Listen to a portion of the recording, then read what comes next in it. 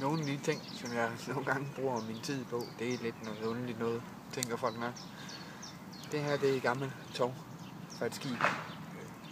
Gammel. Det er brugt i hvert fald, men det er ikke 20 år gammelt. Men det sjove, det er, at der er jo hundredvis af små tråde i. De her tråde i sig selv er gode til at binde små knob med, eller små grene, diverse. For at lave en stol, diverse. Men det er faktisk det, jeg vil. Nu vil jeg filtre ud. Jeg har nok 10 meter af det her. Det skal filtres ud til det her. For det skal jeg bruge til en stol. Når engang jeg skal ud og lave Not About Woods tur næste gang. Der er min plan at flette en permanent stol. Så det har jeg tænkt mig lige at bruge min tid på.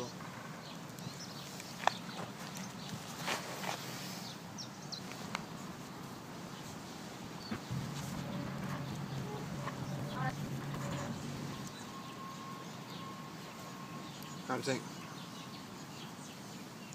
Der er virkelig meget her. Det er bare komme omdrejninger. Genbrug, ergo-økologi, ergo-grøn. Det handler altså ikke kun om pølser. Bare så folk ved det, ikke?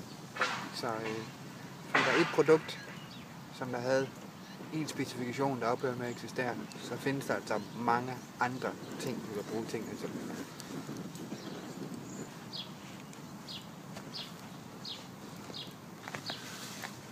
Kaffetid.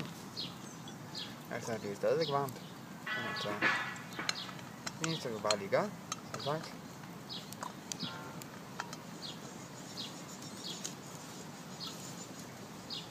Sådan. Kaffe om 5 minutter.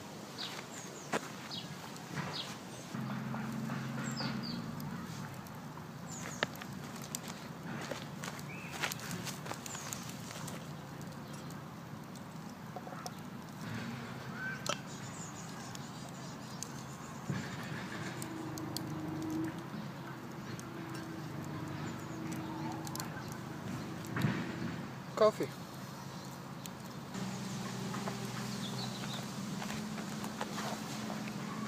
Så bålet vil være brændt ned. En kop kaffe. Bacon, den røg til en hund. Du kan høre bilerne i baggrunden, eller gaffeltruck. Det er bunderøven, der er ved at pakke sin midlertidige gård ned over på Østergasværk. Det er lige bag Østergasværk, så hvis det er sådan, at du virkelig har brug for noget luft eller et bål på Øster Bronx, det spot, det er lige bag ved Østergasværk. Så velkommen dernede. Det kan være, man støder hinanden jo. Ha' en god aften, og det kan være, at vi ses en anden gang. Og husk, inden du går nogen steder, sluk dit bål, ikke? Vi gider ikke nogen brand rundt omkring.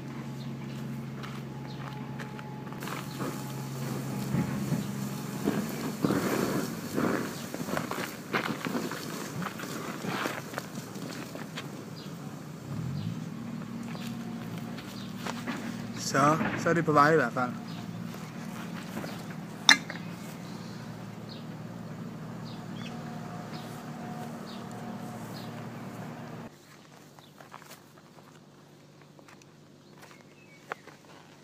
Så er det tid til at komme hjem af.